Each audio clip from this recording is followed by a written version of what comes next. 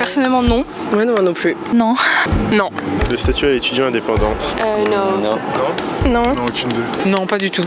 Je l'ai appris sur Internet. J'en ai entendu parler. C'est un étudiant qui a un travail à côté, qui décide de continuer ses études en étant indépendant.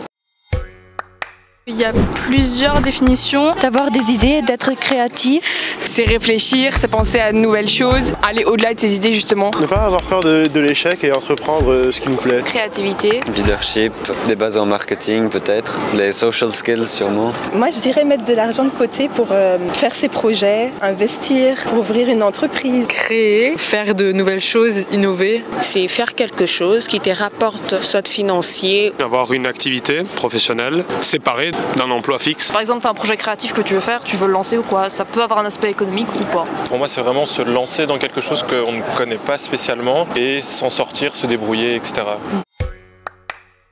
Non. Pas le temps, pas assez d'expérience. Et de financement aussi. Je suis plutôt concentrée sur mes études. Je sais que faire vivre un business et même y penser, ça prend quand même vachement de temps. Il y a trop de risques, donc je préfère attendre d'avoir terminé mes années et peut-être là, j'envisagerais peut-être d'ouvrir une boîte. Pas vraiment. C'est un de mes projets d'ailleurs. J'ai déjà pensé, mais je trouve que pour le coup c'est un peu difficile de manier les deux. Oui, je pense bien avec tous les systèmes de vente en ligne, ça sera faisable. Je suis aspirant interprète de conférence. Le statut qui était le plus utile pour moi, c'était celui d'étudiant entrepreneur. Non. Moi, oui. On est plus en train d'essayer de chercher un moyen de faire un business ou en tout cas quelque chose à côté.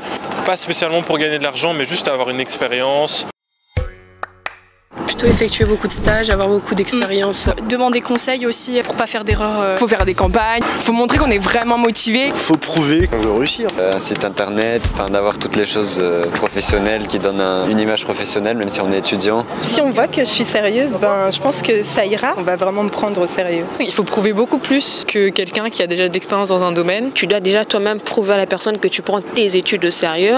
En même temps, tu ne négliges pas ton business. Il suffit de faire preuve de professionnalisme, de démontrer quelles sont nos capacités dès le départ, bien de faire de notre jeunesse un atout par exemple. Un apéro talk avec des grands entrepreneurs, ça peut aider à ce que les gens se rendent compte de ce que c'est.